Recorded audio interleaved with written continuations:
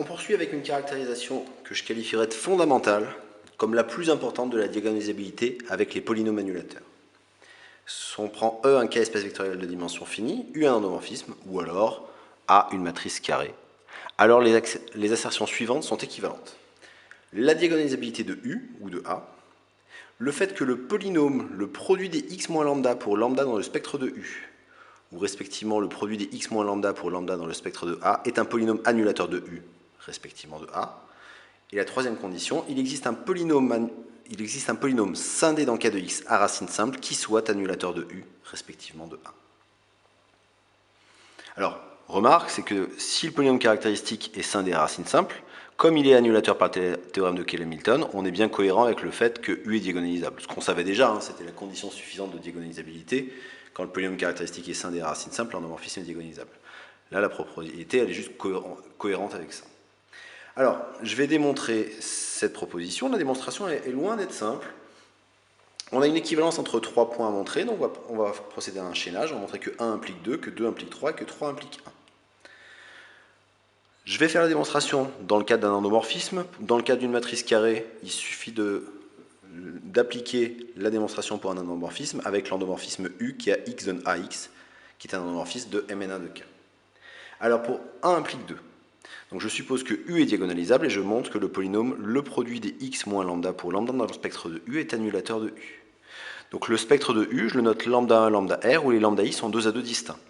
Et donc mon polynôme pour lequel j'attends qu'il soit annulateur de U, c'est le polynôme P de x qui est le produit des x moins lambda I pour I allant de 1 à R.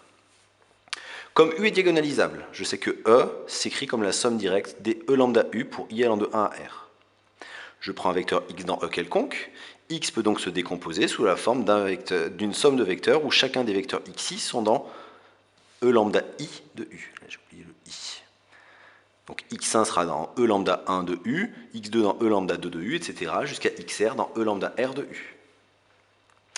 Mais alors, l'objectif est de montrer que P de U de x vaut 0. Mais P de U de x, par linéarité de P de U, c'est P de U de x1, plus P de U de x2, etc., plus P de U de xr.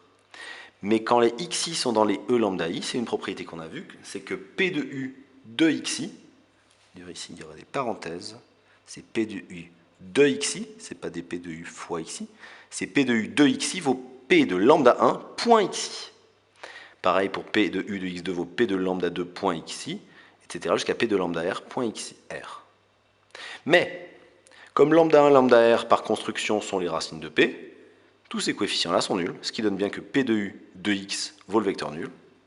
Comme ceci est valable pour tout x, ça me dit bien que P de U est l'endomorphisme nul, et donc que P est un polynôme annulateur de l'endomorphisme U. On va poursuivre par 2 implique 3, qui est pour le coup extrêmement simple. Pour 2 implique 3, donc je suppose que le spectre de U s'écrit lambda 1 jusqu'à lambda R, où les lambda I sont 2 à 2 distincts. Et donc je suppose que le polynôme x moins lambda 1 fois etc. fois x moins lambda R est annulateur de U, puisque c'est le point 2. Sauf que ce polynôme-là, il est scindé dans K crochet x, et il est à racine simple, puisque les lambda I sont de 2 distincts.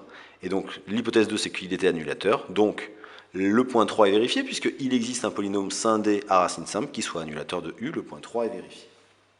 Donc, ce qui est difficile dans cette démonstration, c'est le 3 implique 1, c'est-à-dire s'il existe un polynôme scindé à racine simple qui soit annulateur de U, de justifier que U est diagonalisable.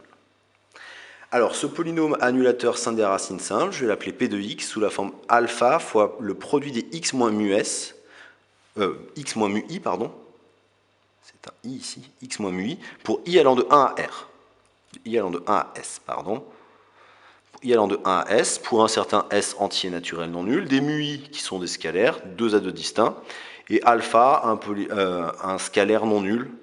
D'ailleurs, on pourrait même supposer que alpha vaut 1, ce qui ne ferait pas perdre beaucoup de généralité. Mais bon, j'ai un alpha non nul, peu importe.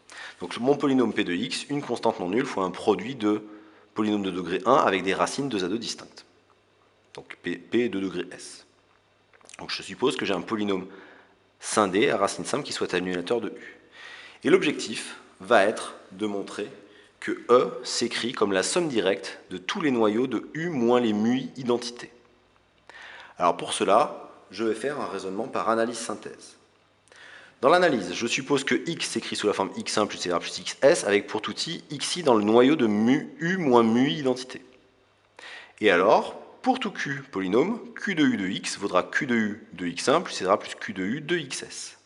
Mais, comme les xi appartiennent au noyau de u moins mu i identité, la propriété qu'on connaît sur les polynômes d'endomorphisme appliqués à un vecteur qui est dans le noyau de u moins mu i identité, c'est la même chose que si je l'écrivais dans e indice mu i de u, je l'écris juste pas e indice mu i de u parce que je ne sais pas encore que mu i est une valeur propre, et donc que e indice mu i de u n'est pas réduit au singleton vecteur nul, mais la propriété est la même, c'est-à-dire que le q de u de x1 va devenir q de mu1 point x1, etc. jusqu'à q de mu s point xs. L'objectif de mon analyse est de réussir à trouver combien valent x1 jusqu'à xs en fonction du vecteur x, éventuellement de q de u, éventuellement de u. L'idée va être donc de prendre un polynôme q bien choisi, de telle sorte que je puisse avoir juste le x1 qui sorte. Et bien là, ce sont les polynômes d'interpolation de Lagrange qui vont nous aider, c'est-à-dire je vais prendre L1 jusqu'à Ls, les polynômes interpolateurs de Lagrange associés à mu1, mu-s. Donc où Li de mu j vaut 1 si i égale j et 0 sinon. Et donc ce qui se passe, c'est que si je l'applique avec Li, j'ai Li de u de x qui vaudra, et tous les Li de mu j seront nuls, sauf Li de mu i qui vaudra 1, et j'obtiendrai donc xi. J'ai donc réussi à écrire xi comme en fonction de x, de u et d'un polynôme, en l'occurrence le polynôme Li, qui ne dépend que de mu1 jusqu'à mu-s. Et donc j'ai réussi à trouver xi en fonction de x, donc si j'ai la décomposition, elle est unique. Il restera donc à réaliser la synthèse.